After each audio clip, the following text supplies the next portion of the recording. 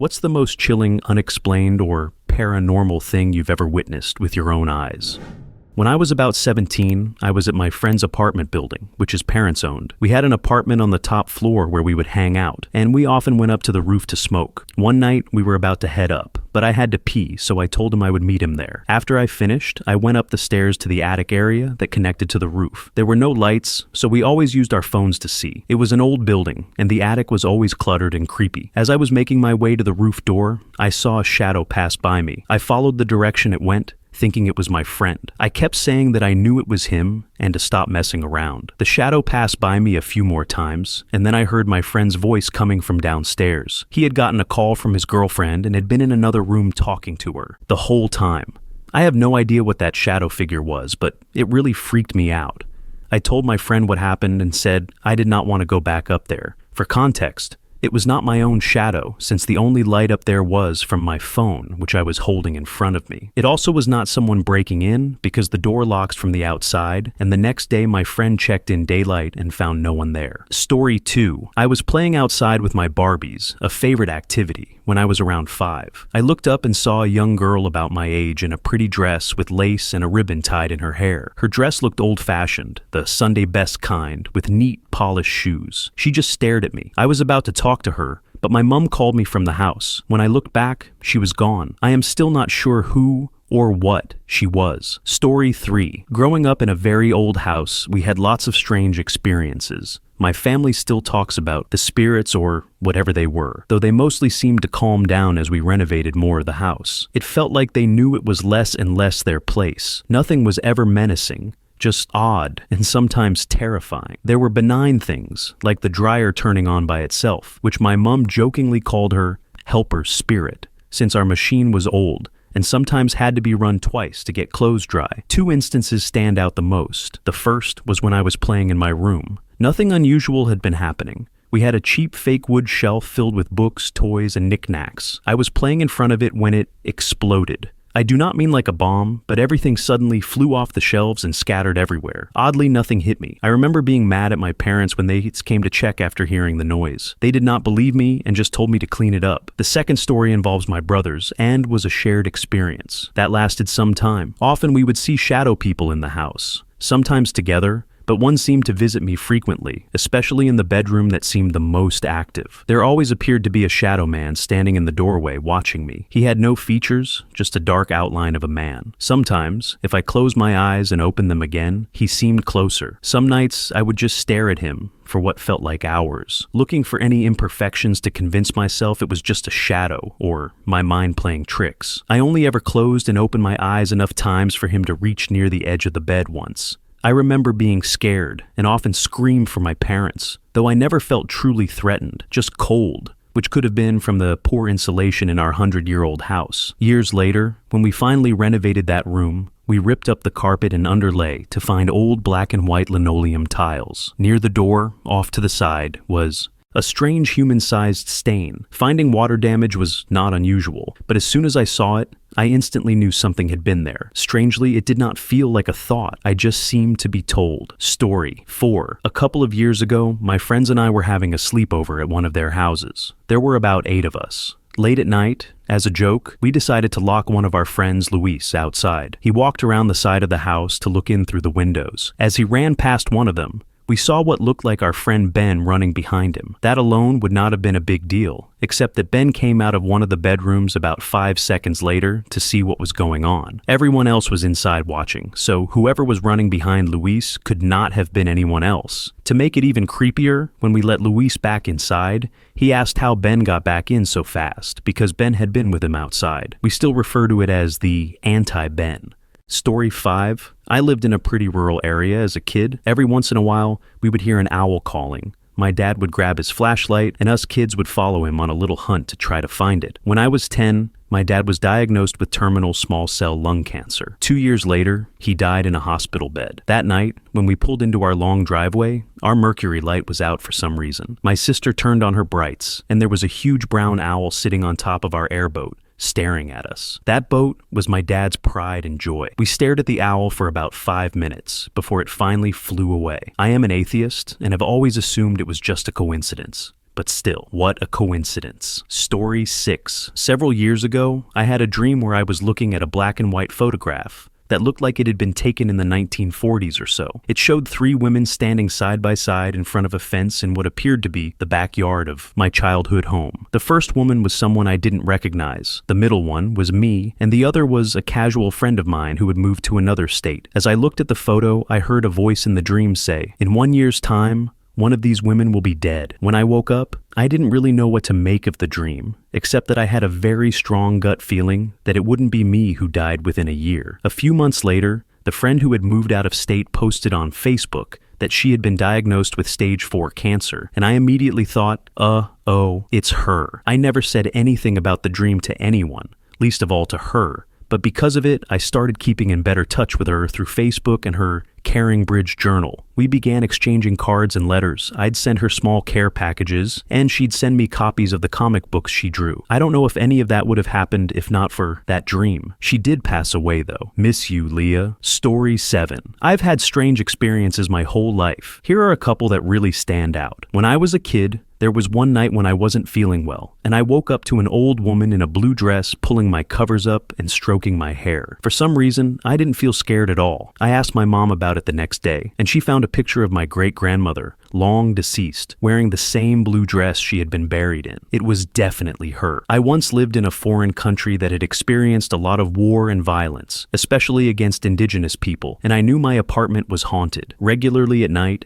empty water bottles would be thrown around my bedroom. The lights would turn on in the middle of the night. I'd hear footsteps walking, doors shutting, and similar things. One night, it got especially creepy when I felt a heavy weight pressed down at the end of the bed, like someone sitting there. I went to a local market to buy sage or something, and the woman who sold charms refused to sell me any, saying I was cursed to walk among them. I ended up moving a couple of weeks later, and everything stopped. I moved into an apartment about 5 years ago with my boyfriend that also had unusual activity. One night I was home alone, on the phone with my best friend, when suddenly the TV turned on at maximum volume, scaring the hell out of me. I screamed, turned off the TV, and started explaining what had happened when, across the apartment, both the bedroom and bathroom doors slammed shut. It was winter, and there were no windows open. I immediately left and didn't return until the next day. A lot of other things happened there too, which I can get into if anyone's interested. After we moved out, we did a little ghost hunting while the apartment was empty of furniture. We got responses, and I have them recorded. Story 8, I was having a horrible dream about being stabbed by the beaks of small, tiny dinosaurs. They were foaming at the mouth and had an insatiable hunger for my blood. I woke up in a fevered sweat, contemplating how utterly real the experience felt. I could still feel the aching pain in my back. Whoa,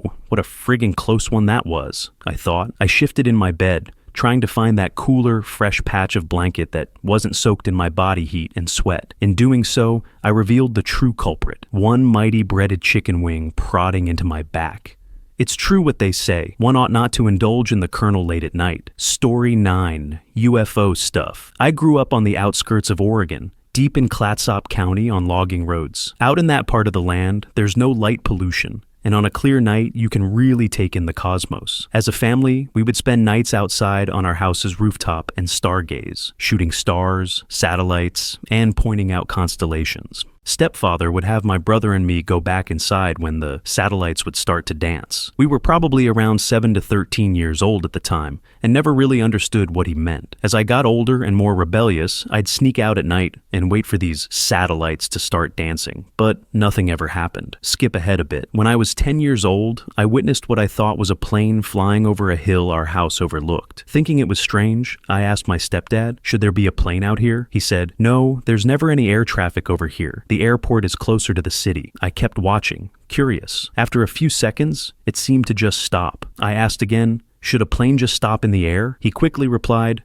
no, planes can't just stop mid-air, and that was that. I watched it sit there for about 15 seconds, and then the light vanished. About a week later, my older brother left to go, camping with friends. On the second night, something truly terrifying happened. I used to sleep in a sleeping bag. Never again. I went to sleep in my pajamas, zipped up snug and warm. My mom was working at a military surplus store at the time and had gotten me the bag. It was one of those that zips all the way up and covers your head like a hood. At some point during the night, I woke up in absolute panic, drenched in sweat, dizzy and disoriented, unable to see, I thrashed around until I found a wall and started pounding on it as hard as I could, until my mom came down and unzipped the bag. I was upside down inside it, all bare, soaked in sweat and freezing cold. She first said my brother must have done it, then remembered he was away camping and tried to say I did it myself. I know that's impossible. You can't undress yourself and flip yourself upside down in that bag with it fully zipped. I haven't slept in a sleeping bag since. Skip ahead even farther. I was 22 years old,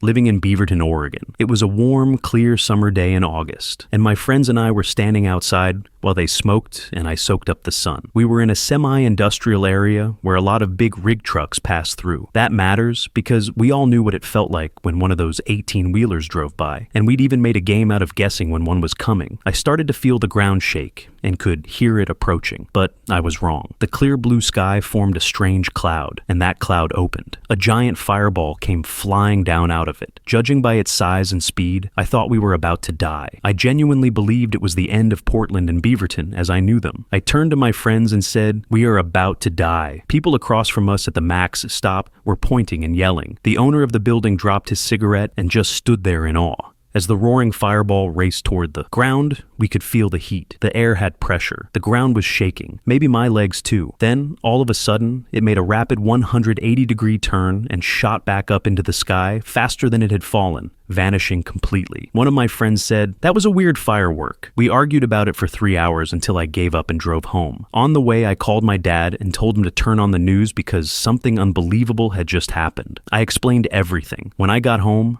there was nothing. No news coverage, nothing online. That was it. To this day, I have no idea what happened or what I saw. Story 10. My older brother managed to get a hold of me while I was living in Hawaii, which in itself felt like a supernatural occurrence. "Hey, I'm calling about Tony." Hearing him say that, I immediately thought, I hope he's okay. In that exact moment, standing near the beach in Hawaii, I saw 2 shooting stars streak across the sky and parallel. Then my brother said, "He has died." Strangely, I felt very calm. Even though I heard the words, I somehow knew Tony was all right. Tony's best friend, Eric, woke up the morning of Tony's death to milk his cows in Tillamook, Oregon. When he got the call from my older brother, Luke said, "Eric, I'm calling about Tony." Eric replied, "Yeah, he was just here helping me milk the cows." Luke said, "I don't know how. Tony died last night." The Sunday after he passed, my mom and sisters were at church. My mom saw Tony standing at the front near the altar. Tony said to her, "Wow, this is cool. I can see you, but you can't see me. Well, I've got to go." Then he disappeared. I believe there is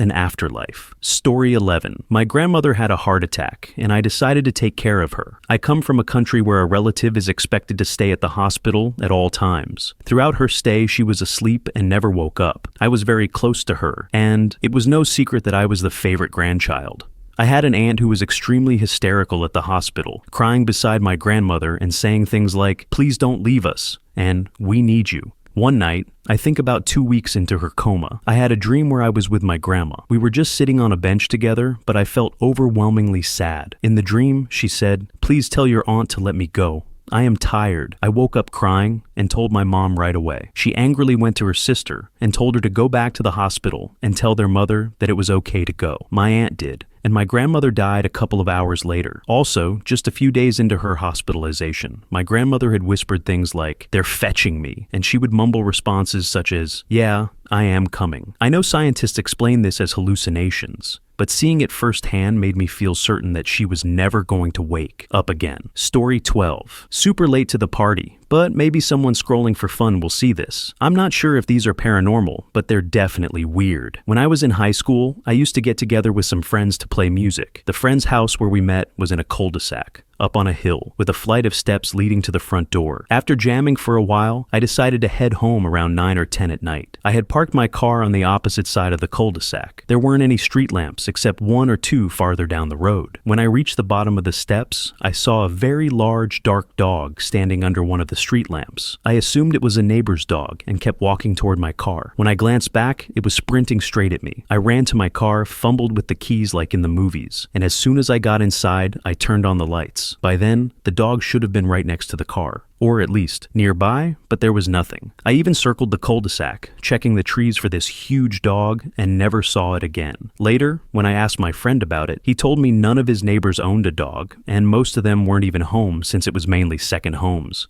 It scared the pants off me, and I never went to his house again after dark. When I was in 6th grade, we lived in a house that definitely felt haunted. Nothing was outright terrifying, just strange. We stored our pots and pans on top of the fridge, and we would often hear loud crashing sounds, as if everything had fallen, only to walk into the kitchen and find them exactly where they belonged. One time, I was in the kitchen with my mom. She had her back to me at the stove, and I was standing at the counter. Suddenly, from the center of the kitchen, someone said, "Mom," very clearly. She turned around to ask me what I wanted and saw the look on my face. That really spooked us. The strangest thing, though, was when the crisper drawer from the fridge disappeared. We came home from vacation to find it gone, but all the food that had been inside was still there. At first, we thought someone might have broken in, but nothing appealing like beer was missing. When we eventually moved out, my dad found the crisper drawer tucked away in an obscure corner of the garage. Story 13. When I was about 18 years old, I often walked home from a friend's house at night. The walk was around 5 kilometers, about 3 miles, through a rural area in northern Germany. There were no lights, only one road through the area, no cars, and everything was silent except for a few animals in the woods. Sometimes I felt a bit afraid walking home alone at night,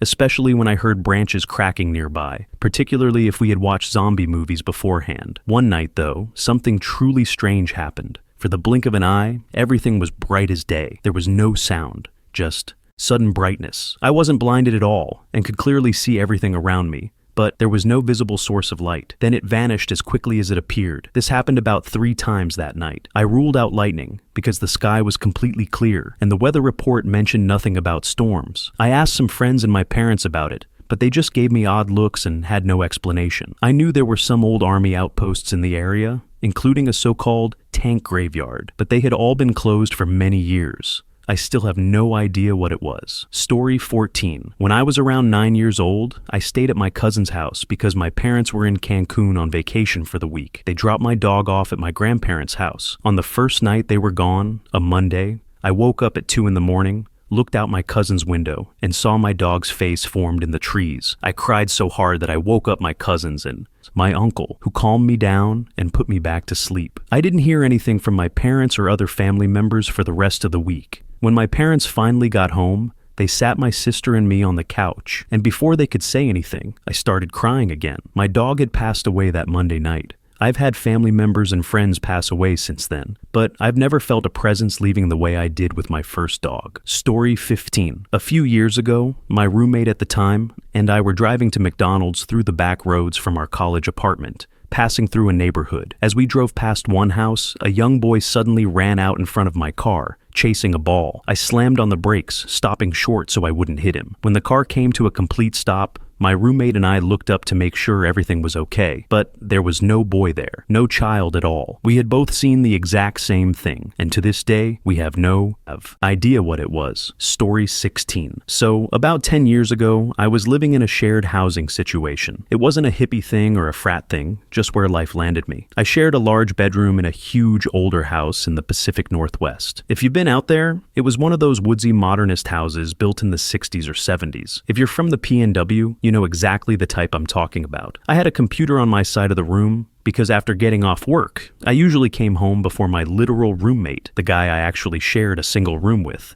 and I'd jump on the internet to watch adult entertainment. There wasn't much privacy in a shared room, so I made the most of the time I had alone. One day, though, I came home especially early. After taking care of business, I started looking up scary videos. At that point in my life, I had developed a strange fascination with all things terrifying. I read Jay's journal, a bunch of older Stephen King, and I'd go to a local obscure video rental shop to check out foreign horror films and underground stuff. Dark, scary, I don't know why. So that day I found myself ping-ponging through a ton of clickbait on different sites. Ghost videos, unexplained phenomena, demons on tape, and so on. I must have watched about 50 jump scare videos, and maybe 100 ghost videos, most of them obviously staged, some better done than others. Then, I came across one video. It was titled something like, How to Summon the Devil. I was curious, so I clicked it. It started with the classic black screen and white text, explaining that, for the video to work, I needed to stare at the screen without looking away. Put on headphones, try not to blink, all that stuff. I figured it was just another jump scare, so I was a little tense while watching. But it wasn't that. Instead, it showed a rapid succession of random, clearly satanic symbols and images flashing on the screen. Everything was in simple black and white. A goat's head, I think. a Baphomet, some Hebrew letters, things like that. The whole time, there was a strange sound in the headphones, like an old recording being played backward. It was over in less than 2 minutes and ended with more text, explaining that I had just watched a spell video. The images were part of the casting, and the noise was the Lord's Prayer played in reverse. Then it said something along the lines of, "Sleep with one eye open tonight, for his advocate is now with you." It ended with, "You'll see what we mean." Lame. That's all I thought. In fact, my roommate got home and asked what I was doing, so I told him I was looking up scary videos. He said something like, "I don't know why you're so into that BS. You know it's all fake." I told him, yeah, I knew. I just thought it was fun or whatever. I want to be clear that out of the hours of videos I watched that day, this one was the least exceptional. As I kept clicking through more videos, I completely forgot about it. Truly, I did. I went out to dinner with a girl I was actually seeing and got into bed around 11 o'clock. A pretty typical night for a 20-year-old guy who worked on cars for a living. Nothing unusual, nothing out of the ordinary. No Ouija boards, no tarot cards, none of that typical spooky stuff. So, I went to sleep. I had an old twin mattress from high school pushed up against the opposite wall from my roommate's queen mattress. Dave, my roommate, was a loud snorer and would sometimes wake me up, but I was used to it by then. At some point, I woke up from a completely dreamless sleep, lying on my stomach, but I was instantly wide awake. That felt strange by itself. I looked at the alarm clock next to my bed and saw the numbers 313 glowing back at me. I remember that very clearly. I also glanced over at Dave and could hear him snoring away. I wasn't scared or freaked out. I was just annoyed that I'd woken up when I had to be up for work in about 2 hours. I barely lifted my head off the pillow to look at Dave, then dropped it back down, trying to fall asleep again. Here's where things got weird. My comforter wasn't tucked in on the side of the bed that was pushed against the wall. Sometimes it would slide a bit if too much of it fell off the side, you know? Well, my comforter started to slide off of me, so with my eyes still closed, I reached out to grab it and pull it back into place before it fell completely off. That's when it hit me. I went from zero fear to pure, uncut terror in less than a heartbeat. I'm getting chills just writing this. It wasn't sliding, it was being pulled. I am not joking. Pulled. Every hair on my body stood on end as I froze, and then something grabbed my feet and yanked me toward the end of the bed. I grabbed the mattress with both hands and clenched my teeth and eyes shut, only to be instantly released. I opened my eyes. The clock now read 3:14. Dave's snoring was still steady and unbroken. Somehow, I was back in the exact position I had first woken up in, my comforter neatly on me, like nothing had happened.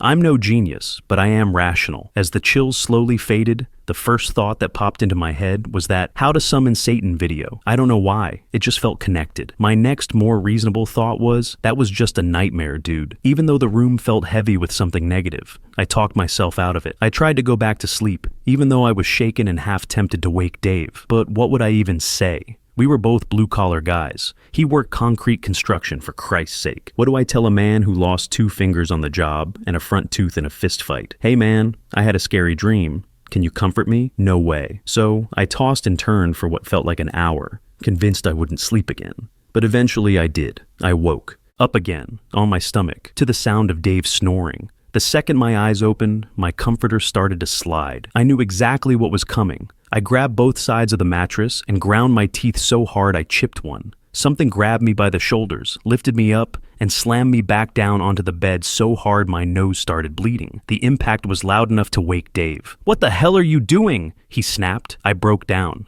I told him about the video, about what had just happened, and asked if he would pray with me. I am not religious, but I was genuinely terrified. He stopped me mid-prayer and asked, "Do you feel that?" The moment he said it, both of our hairs stood on end, and we got those deep, instinctual nightmare chills. Then he said, "I don't know what you did, but I want no part of it." He grabbed his pillow and blanket and left me there alone. I don't know why I didn't leave too. The room was huge, dark, and cold, and I was too scared to move. I didn't sleep until dawn. For the next couple of weeks, I was plagued by waves of fear and panic attacks. It finally started to fade about a month later, but I constantly felt watched. The paranoia ruined my relationship with the girl I liked. She said I had gotten weird and was always negative. That was 10 years ago. For the next 7 years, I'd occasionally tell the story to friends. When Paranormal Activity came out and the blanket scene happened, I mentioned it on a date. Over time, it went from something real to just a memory. I convinced myself it had been a night terror, until 3 years ago when I met a guy at an outdoor concert. No one I was with knew this story. So it's late, and everyone is exchanging ghost stories. All of a sudden, this kid starts shaking and begins telling a story about how he and a friend watched a video one night. As he talks, my stomach drops. He describes the same video. Black and white imagery, rapid flashes, the Lord's Prayer played backward. Then he says, "The thing that really gets me, the thing that makes the hair on my arms stand up as his voice starts trembling." He says that at 3:13 in the morning, he and his friend were playing video games when the doorknob to the room they were in began to turn. They both froze as a wave of chills hit them. The door slowly opened, and they saw a large, shadowy figure, way too tall to fit in the doorway, bending down to look at them. It had one glowing red eye, nightmare fuel. Everyone started laughing and teasing him. "Red eye?" they joked. "If only demons weren't so Hollywood cliché," my girlfriend said. She didn't know what had happened to me 7 years earlier. That's when she noticed I was sweating and that all my hair was standing on end. She leaned over and whispered, asking if I was okay, telling me it was just a story. "No," I said, "it isn't." I looked at the kid and said the only thing I could manage, "I believe you." Since seeing that video, I've struggled with some pretty harmful self-destructive behaviors. Addiction, deception, loneliness, trouble holding down a job. It's gotten a lot better over time. But for that kid, here's where it gets even weirder. He was arrested for murder a year after telling us that story. So, if anyone has seen or experienced something like this, please let me know. I'm not crazy or unbalanced. That kid convinced me that whatever it was something. Was it some kind of subliminal message that messed us both up? I honestly don't know, but that's my unexplainable story. If you've seen that video, please tell me your experience. Story 17. Okay, so does anyone here remember the ghost in a jar eBay phenomenon that was bid up to over $1 million? Well, the person who originally put it up was my grandpa. And here's the story for anyone who's intrigued. Before I start, I know a lot of people won't believe this. We've dealt with that our whole lives, so we're used to it. Back in the 1990s in the Mid-South, when I was just a baby, my grandpa liked to go exploring in the woods with his metal detector. This wasn't one of those fancy modern ones either. It was an old school kind that just beeped when it picked something up. One day, while walking through the forest, he came across an abandoned cemetery. The grass had completely grown over it and everything. Strange, but not even the worst part. He took some photos and went on his way. Not far from the cemetery, his metal detector picked up a signal, so like any normal person, he dug it up. What he found was a decayed wooden box. Inside were 2 jars and a journal. I don't know exactly what happened next, only that he took the box with him and started heading home. On the way back, he dropped one of the jars and a black mist-like substance came out and dissipated. I know that sounds like something from a TV show, but that's what happened. After that, he felt strange about the whole thing, but continued home with the journal and the other jar. Later that night, he started experiencing things. Shadows out of the corner of his eye. Strange sounds like a swarm of bees at his window or bedside, even though nothing was there. This went on for a while, until he oddly enough started getting used to it. Even my grandma, his wife, got so freaked out that she moved next door into their shop. One night when I was staying over, I was lying on the couch, half asleep, watching TV. Grandpa was nearby in his recliner, sound asleep. Out of the corner of my eye, I noticed something and turned my head. I swear I saw a face staring straight at me. Maybe it was my imagination, but I believe it had something to do with whatever was happening in that house. I pulled the blanket over my face, shaking, waited a few seconds, then peeked out again. It was gone. They lived way out in the country and only really had one neighbor, and there's no way anyone would have been messing around like that. That was the first and last time I personally saw it, but nearly everyone in my family who stayed there saw it at least once, if not multiple times. To this day, I still hate looking out open windows at night because I'm afraid I'll see it again. They eventually moved and the sightings mostly stopped. And for anyone wondering, yes, he still has the other jar and the journal, though they're pretty badly decayed now. Who knows if the other jar will ever break. Story 18.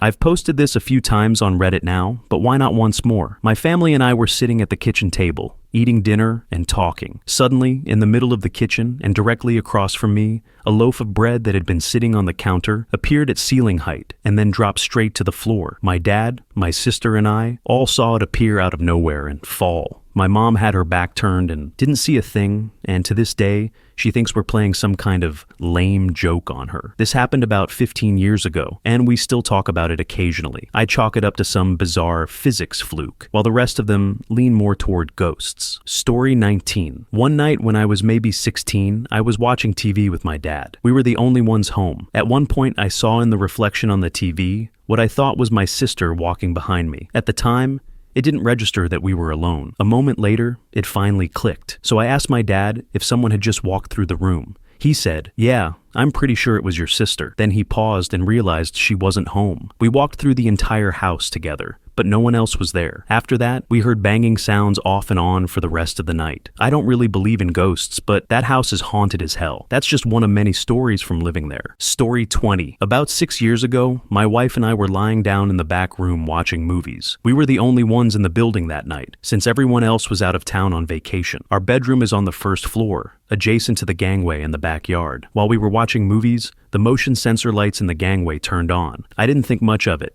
since it could have been the wind blowing leaves through there, which happens pretty often. The light turned off, but about 5 minutes later, it turned on again. This time, I looked out the back window to see if anyone was in the yard. I didn't see anything at all, except for the fact that the night was completely still. No trees moving, no water rippling in the pool, no reflective sheet shifting. Nothing unusual, nothing there. It happened one more time, and that's when I started to worry. I got up, went through the back door, down the stairs, and checked the yard to see if anyone was around. There was nothing, so I headed back to the door. As I turned around to lock it, every hair on my body suddenly stood up. It was the overwhelming sensation that I was being watched. I turned to look up the stairs, fully expecting to see something looking back at me, but there was nothing there. Even so, I could still feel a presence. That made me anxious because I had to walk up those same stairs to get back to my room. I did, slowly, very slowly. When I got back inside, my wife asked what was wrong. She could tell something had happened, but there was nothing I could say because technically,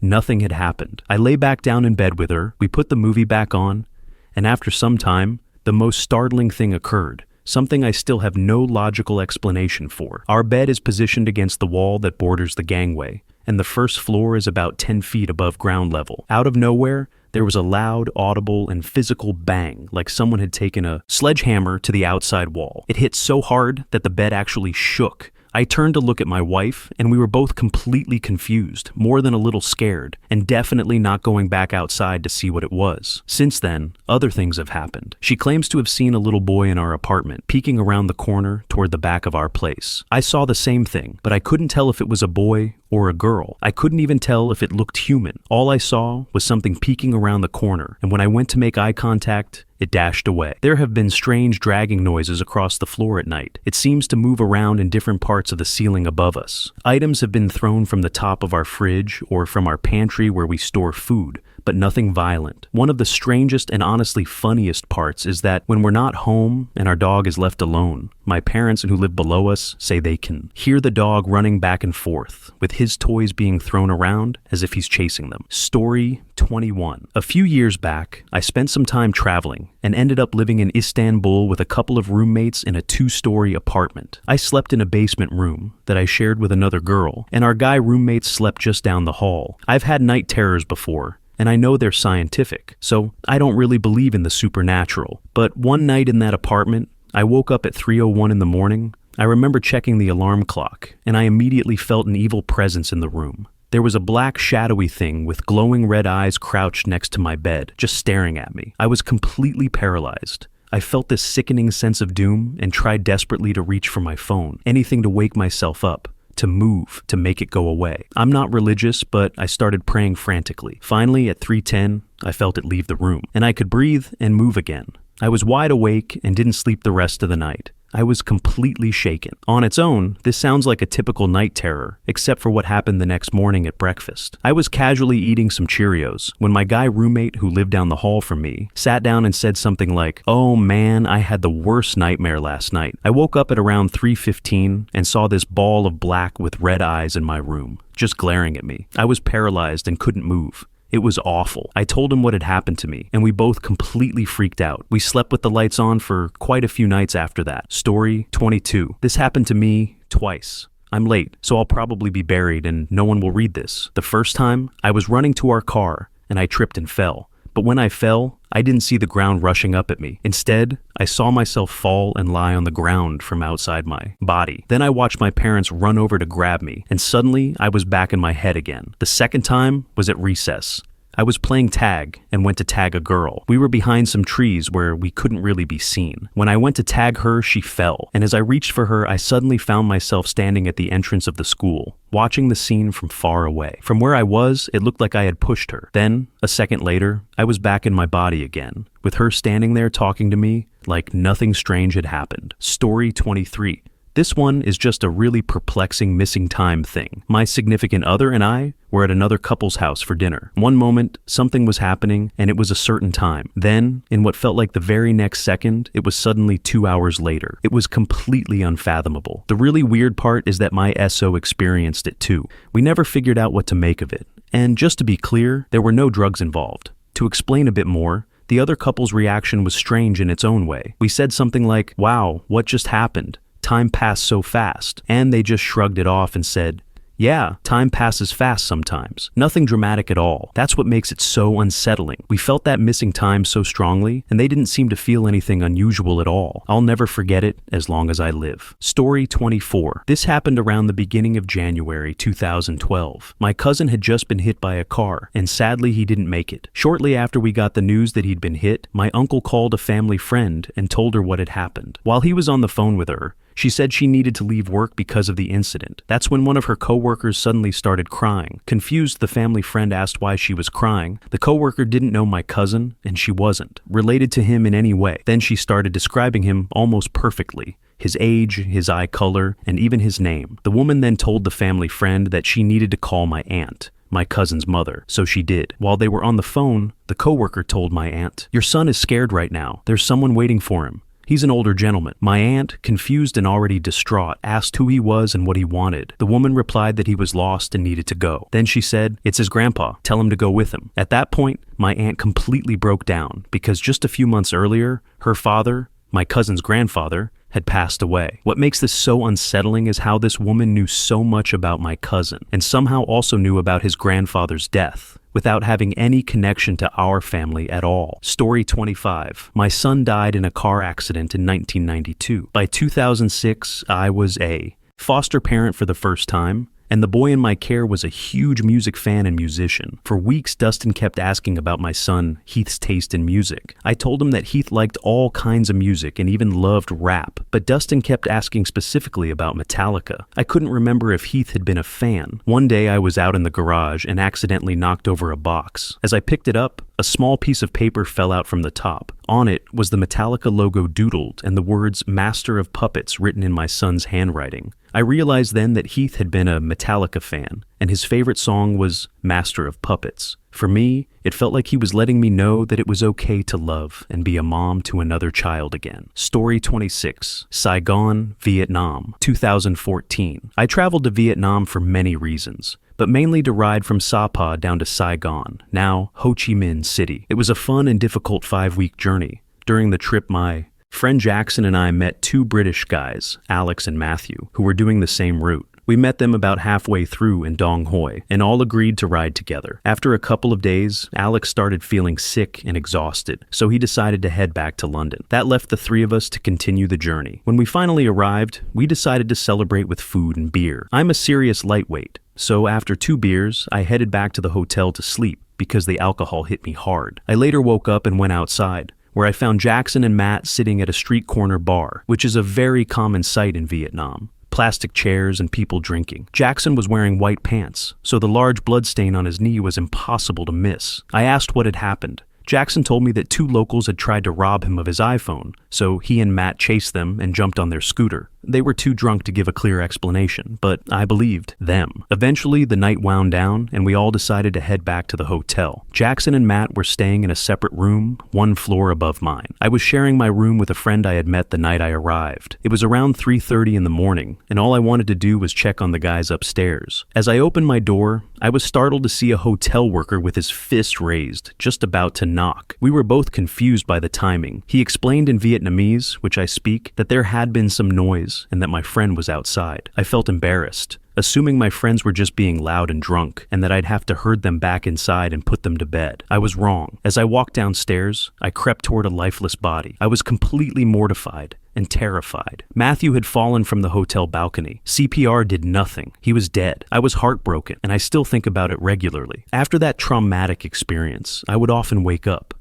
from sleep at 3:30 in the morning. This is the first time I've shared my perspective on what happened. Story 27. When my sister and I were young, probably when I was about 8 and she was 10, we had 2 cousins from out of town visiting. We were all sitting at the dining table, putting together a huge puzzle. About 5 feet from the table was a door leading to our back porch. The wooden door was open, but the screen door was latched shut. We were all talking and helping each other with the puzzle when, all of a sudden, the 4 of us stopped talking at the exact same time. We looked up at the screen door handle and watched it slowly turn as the door swung open. We latched it shut again and just went back to what we were doing. It was bizarre, but not even that strange compared to the many paranormal experiences my sister and I had in the house we grew up in. Story 28. My family and I were spending winter vacation in a secluded group of houses up in the mountains in the south of Chile. I was around 13 or 14 at the time, and I chose the sofa bed in the living room. The living room was next to the kitchen, with no wall separating them. One night, while we were all asleep, the air extractor above the oven turned itself on. It was probably around 3 in the morning. That alone was unsettling, but when the dog started barking shortly after, it was enough to make all of us sleep in the same room for the rest of the night. That same year, in February, my mother couldn't sleep at all one night. She noticed an unusual number of birds flying around at about 3 in the morning, chirping as if it were already morning. A few minutes later, an 8.8 earthquake struck. Story 29. When we were in 10th grade, we decided to prank one of our teachers. There was a clock on the wall above the blackboard, and we all agreed before class that when it was exactly 10:20, we would all stare at the clock. Once he noticed and asked what we were doing, we'd tell him the clock was moving counterclockwise. We did exactly that. He asked what was going on, and then all of a sudden, the minute hand started ticking backward, 1 second at a time. It was really, really freaky. We couldn't wait for the class to end so we could run and tell the other classes what had just happened, only to find out that all the clocks in the school were doing the same thing. It took them a couple of weeks to get the clocks resynced. To this day, I get goosebumps every time I think about it. And yes, I'm totally aware of how ridiculous and impossible this sounds. If someone told me it happened to them, I probably wouldn't believe it either. But I was there, and there were about 25 or 26 people who witnessed it. Story 30. I was on my friend's back porch with him, sitting in his hot tub. We were drinking and smoking, but we knew his parents would eventually come home. So we turned all the lights in the house off. That way, if they arrived, we'd know right away. Through the windows, we suddenly saw the kitchen light turn on, and then the living room light shortly after. We immediately hid everything and got ready to see his parents. After waiting for a while and not seeing anyone, we went inside to check who was home. No one was there. He's an only child, and his parents were still out. 2 light switches were flipped on. We searched the entire house and found nothing. I've always been a pretty rational person, but I still have no idea what the hell would make something do that. Story 31. I have a mild case of schizophrenia, so from time to time, I'll see shadow-like animals running around, and sometimes they just stop and stare at me. I'll also occasionally hear short screams or yells that aren't words, or at least not in any language I recognize. Edit. This will probably be long forgotten now, but I've also noticed that I hear my name being called at random times. I'll look around, but there's never anyone there trying to get my attention. It happens far too often to feel like a coincidence. Story 32. My mother was on hospice care from a debilitating neurodegenerative disease that we were never able to get diagnosed. Possibly Creutzfeldt-Jakob, or ALS, according to what I was told over the phone by the doctor who visited her at home. But no tests were performed because she had developed a severe phobia of medicine and hospitals. Anyway, it took her 2 years to slowly lose her grip on reality and eventually die. 1 week she entered the final stages and went to sleep, likely never to wake up. She was breathing on her own but could no longer eat, so it was only a matter of time. I drove to school that evening, around 5:30 p.m., and felt something shift inside me. I had an overwhelming urge to call my dad so I could say, "I love you" to my sleeping mom over the phone. I called and called, but no one answered. I couldn't go to class. I was too torn up.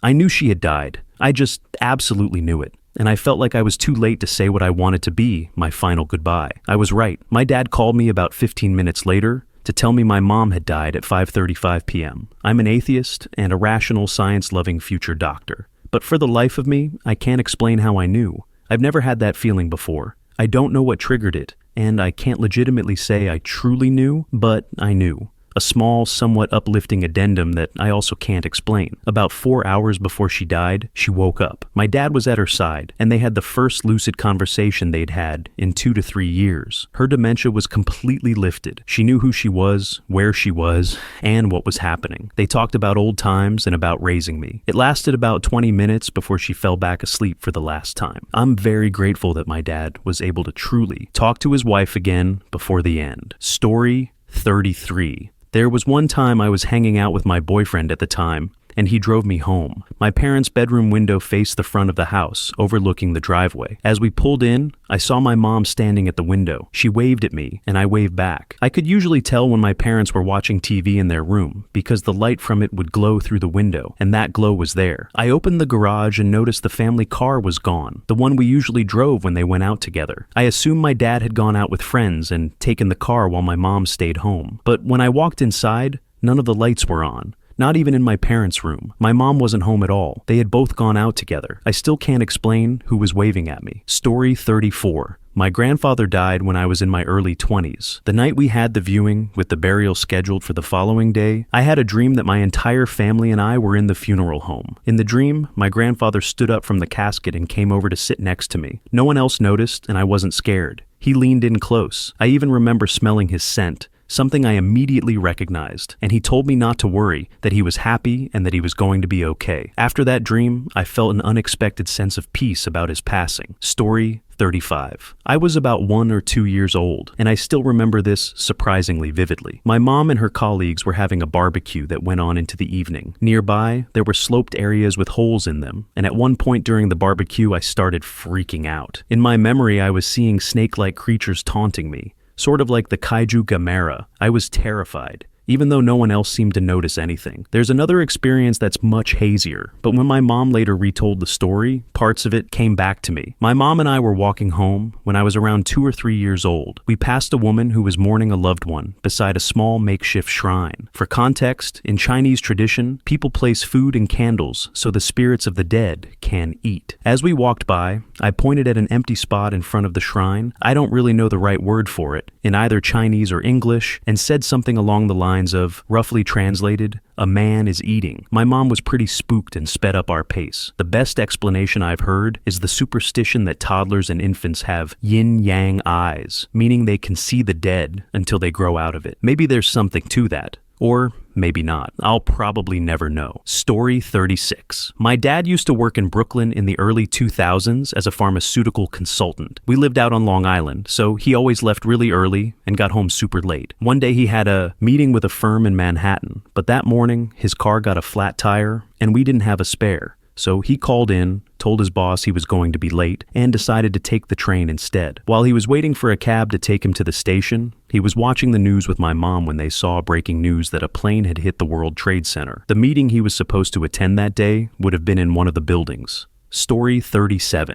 When my grandmother passed away, there were a lot of arguments about how her things would be split up among the family. My brother and I weren't part of it, but the rest of the family was really vicious about who would get what. Anyway, my dad fought for me to get my grandmother's cello because I play violin, and, I mean, if you know one, you know them all. I was super excited because I had always admired the cello growing up. It had been my grandmother's since she was a kid, and it was given to her by her mother. I don't know much beyond that, except that her mother had it for a long time. And the cello is over a century old. Anyway, I brought the cello home, super excited, and immediately my Esso and my dog were kind of put off by it. I set it up on display in the living room and noticed right away that my dog would not go near it for any reason. My Esso didn't like the cello either, but he couldn't really pinpoint why. So after about a week, I decided I'd just move the cello into the closet. Once it was in the closet, my dog somehow knew and wouldn't go near the closet either. LOL. At that point, I figured something was going on, but I didn't have enough proof other than my dog being weird. I also didn't want to think that something of my grandmother's held any negative energy. One night, my Esso and I were talking when we heard a super loud bang, like the whole closet system had collapsed. I was like, what the hell? And my Esso was already freaking out because he kept telling me the cello was haunted, so I was left to go investigate. I went to the closet and swung open the door, and everything was fine. Nothing was out of place, Nothing had fallen, and the cello was in its case exactly how I left it. I went back to tell my SO, and his face was white, like completely freaked out. He kept asking me, "What was that?" And, "Did you hear that? What was that?" Naturally, I didn't hear anything. He wouldn't believe me because he thought I was pranking him or something, and normally I would have accused him of pranking me, but his demeanor proved he was honestly shaken by what he heard. He said he heard a large, deep groan, like an old man exhaling, and that it filled the whole house. What he said next freaked me out because he said it so casually. When you open the closet, you let it out. I couldn't really be dubious anymore, and I had to admit the cello was haunted after that. I didn't know what to do next. I couldn't trash the cello because it was all I had from my grandma. I considered giving it back to my relatives, but they all live really far away and I was too cheap to ship it. Also, they wouldn't believe me if I told them it was haunted, so there was that. I decided that maybe if I put a scapular on the cello, blessed it with holy water, and kind of did a Catholic exorcism ritual, it would release whatever negativity was attached to it. This method seemed to work for a while, and there were no super spooky events over the next week, other than the lights flickering constantly. I had them checked by a maintenance worker and replaced like 3 times before anyone asks. During this week, though, my SO and I started having these awful dreams. One I remember really clearly is that I wake up in the middle of the night and it's pitch black. My SO isn't there. I get out of bed and see my dog cowering in the corner. I feel like something is wrong, so I go to the bathroom to wash my face. I try to turn on the bathroom light and it won't turn on, but I'm stupid. So I go inside the bathroom anyway. As I turn to leave, a hand grabs my shoulder and clenches it, physically hurting me, and it tells me that it won't let me go. I turn my head as much as I can through the pain and see that it's my grandmother. That was my dream, and I'd wake up in a sweat. This dream, and others, were recurring and happened every single night. I didn't get much sleep. During this time, my SO was having awful nightmares too, but he didn't tell me until much later. I didn't want to freak him out any more than he already was, so I didn't tell him about my dreams then. Smart, I know. The cello stayed in the closet for a couple of weeks, and then one day I went in to grab something unrelated and noticed the scapular I had wrapped around it was on the floor. This really bothered me. I questioned my SO, and he hadn't touched it. By this point, I was exhausted and upset. It had been about 3 weeks, and I had gotten very little sleep. I took the stupid cello out and put it back in the living room, and I remember staring at it for about 20 minutes from across the room, basically just thinking what the hell the entire time. The only time I ever felt normal was when I was outside the house, and I knew my dog was upset too, because she had started peeing in the house at night, even though she was fully potty trained. I decided to put the cello up for sale on Craigslist, and was about to go through with it when, the day before, my childhood friend called me out of the blue with a crazy story. It was around 10 p.m., and I remember feeling pretty good because I planned to sell the cello the next day. Then I got the call. She sounded really shaken, and she said, "I just had the craziest thing happen to me, and you need to be sitting. Tell me this isn't true." She began to tell me how she was on a work meeting, and for whatever reason, her colleague asked to invite her sister. As soon as the 3 women met, the sister said, "You're the one I'm supposed to meet. I've been looking for you." It turned out the sister was a psychic who had been receiving visions meant for my friend, but about someone else. The psychic told her she would know who the visions were for, but that all she could do was pass them along to my friend. The vision was of an old woman trapped under a mountain of stuff, being tortured,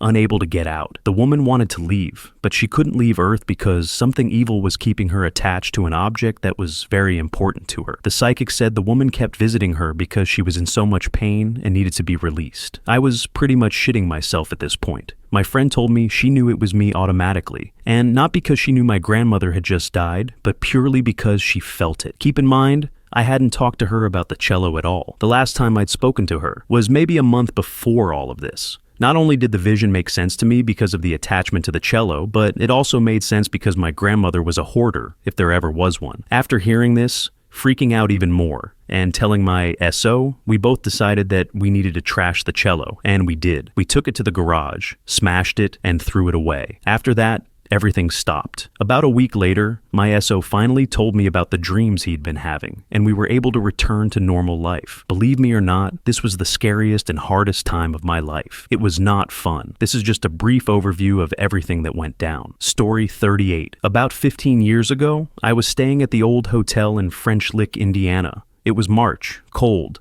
and very few people were staying there. My husband and I went to bed. He fell asleep quickly, but I couldn't sleep because of the noise in the hallway outside our room. It sounded like children, playing, running around, and bouncing a ball. It was getting late, after 11 p.m., and I was getting irritated that parents were apparently letting their kids run wild in the hall. Eventually, I decided to do something about it. I swung my legs out of bed and stood up. The noise stopped instantly, like someone had lifted a needle off a record. When I went to the door and opened it, no one was there. I still don't know what to make of it. Story 39. In high school, I lost a good friend in a car accident. I took it very hard and had trouble moving on. I became deeply depressed and struggled to function day to day. Then one night, I fell asleep and she was there, wearing one of her big, ridiculously fuzzy sweaters that had always been my favorite. She didn't say a word. She just gave me a huge, warm, fuzzy hug that seemed to last the entire time I was asleep. When I woke up, I felt completely changed. I felt wonderful, and everything seemed better. I've never had a dream as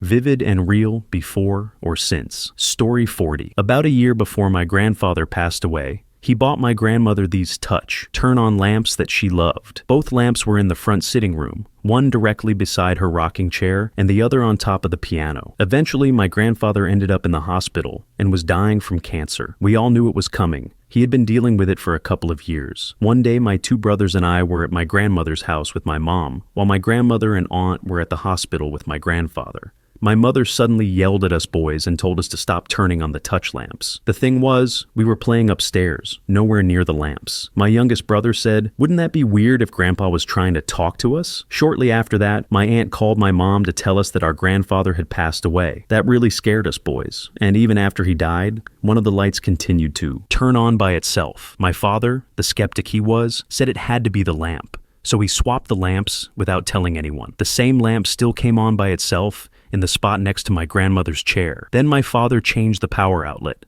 thinking that might be the cause, but it kept happening. Eventually, my grandmother rearranged the front room, and no matter where she put her rocking chair or which lamp was near it, it was always the lamp beside her chair that turned on by itself. After a while, my grandmother would talk to my grandfather when the light came on. That seemed to make it happen less, and when she wouldn't talk to him for a while, the light would start coming on again. I think it became a source of comfort for her, and for all of us, just knowing that something of him might still be lingering in our lives. Story 41. My friend and I were asleep on a pull-out couch together when we were woken up around 6 a.m. by music absolutely blaring. It was the Zombies song, "I Must Move." We both immediately started crying and covering our ears, which was such a strange reaction, especially the crying part. We started yelling at each other, "Turn it off! Turn it off!" while frantically grabbing every remote we could find. But every single electronic device was already off. Her other roommate woke up from our yelling and crying, and as soon as she crossed the threshold into the room, shouting, "What's going on?" the music stopped. I still have no idea where that music came from. Story 42. A lot of things happened to me in my childhood that were somewhat out of the ordinary. Aside from supposedly remembering having lived in a cave in a past life, I also recall two separate times. When I was pretty young, that time seemed to stop. The first time, I was in my front yard, under some trees, lying on my back and looking up. The wind was blowing pretty hard. This was western Kansas, and leaves began to fall from the branches toward me. Then they stopped. It was as though they were decelerating. Everything around me slowed until it felt completely frozen. But I was able to get up off the ground and look around. The whole experience lasted maybe 20 or 30 seconds, after which everything started back up again from its frozen position. The second time was a few years later. My mom worked at a small church thrift store out of an adjacent parsonage, but I hated the way the building smelled, so I stayed outside and played in the front yard. She told me to watch for a particular elderly church member and let her know when he arrived so she could help him unload donated items from his van. I ran around and played for about 20 minutes when that same feeling happened again, everything slowing to a stop. I looked over and saw the man's van coming around the corner, and above it, a bird hanging motionless in the air. I could still move like normal, but this time it felt longer. And I could hear something, like very distant wind chimes the entire time. Eventually, everything started moving again. I haven't had time stop like that in a few years, but I still hear the wind chime sound at random, inexplicable moments. I've had my head examined, and there's no brain tumor or anything like that. It's still completely unexplainable. Thank you for watching. If you enjoyed this video, be sure to give it a thumbs up, subscribe, and hit the bell icon so you never miss an update.